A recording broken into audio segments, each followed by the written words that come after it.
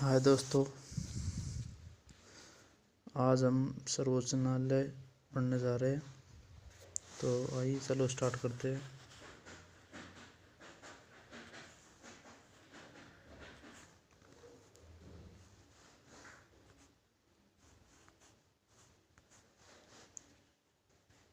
सर्वोच्च न्यायालय भाग 5 में दिया गया है। प्रावधान इसमें अनुच्छेद 124 से 147 तक है। अनुच्छेद 124 से अनुच्छेद 147 तक सर्वोच्च न्यायालय दिया गया है।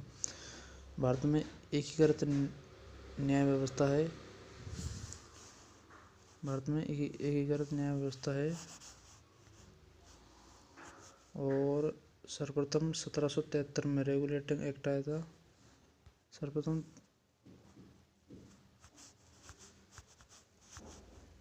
1773 का रेगुलेटिंग एक्ट ये आया था। जिस उस टाइम कलकत्ता में सर्वप्रथम स्थापना की गई थी और सुप्रीम कोर्ट की स्थापना कलकत्ता में स्टार्टिंग हुई थी। फिर संघीय फेडरल कोर्ट की स्थापना,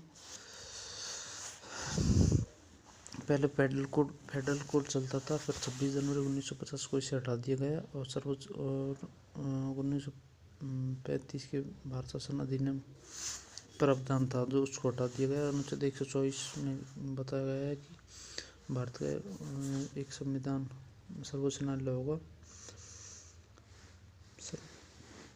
अनुच्छेद 124 में कहा गया है सर्वोच्च न्यायालय का गठन के बारे में 124 में कहा गया है। 124(4) में न्यायाधीशों को कार्यकाल से पूर्व हटाने का प्रावधान किया गया है, जिसे महाभियोग कहते हैं। पर ये इस संविधान में महाभियोग शब्द का प्रयोग नहीं है। ये महाभियोग शब्द सिर्फ राष्ट्रपति के संदर्भ में दिया गया है और इसको हटाने के कारण सिद्ध कदाचार और अक्षमता है। सिद्ध कदाचार और अक्षमता। और अनुच्छेद 126 में कार्यकारी मुख्य न्यायाधीश की नियुक्ति का प्रावधान किया गया है। यानी कि अगर सर्वोच्च न्यायालय का मुख्य न्यायाधीश अगर अपने नहीं रहता है, पद पर नहीं रहता है, तो इसका कार्यभार उस टाइम कौन संभालेगा, इसके बारे में 126 में कहा गया है। और 127 में प्रावधान किया गया है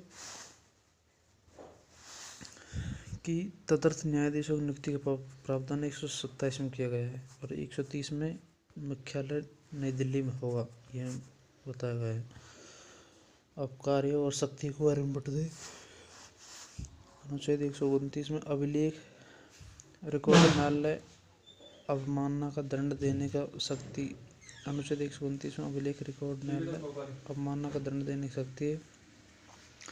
अनुच्छेद 131 में प्रारंभिक क्षेत्राधिकार की शक्ति है। अनुच्छेद 131 में प्रारंभिक क्षेत्राधिकार की शक्ति है। एक से अधिक राज्यों या एक राज्य व भारत सरकार के मध्य कोई विवाद और फैसला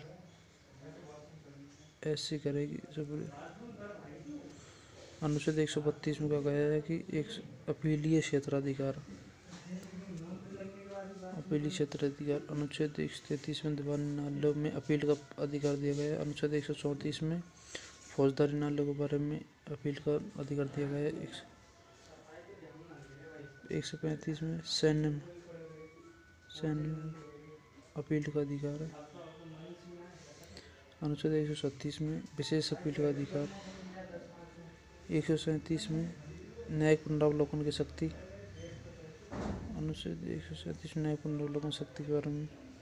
और अनुच्छेद 141 में सुप्रीम कोर्ट के सभी निर्णय संपूर्ण भारत में मान्य होंगे।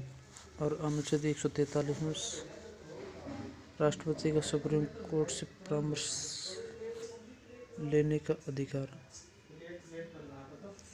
पहले मुख्य न्यायाधीश हीरालाल जेकानिया।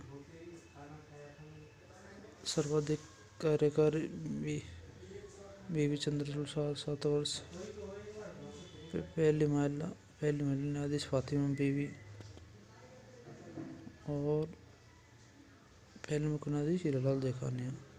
वर्तमान में डॉक्टर न्यायमूर्ति धनंजय यशवंत चंद्रचूड़ 2024 तक रहेंगे। धनंजय शतन चंद्रचूड़, वाई चंद्रचूड़।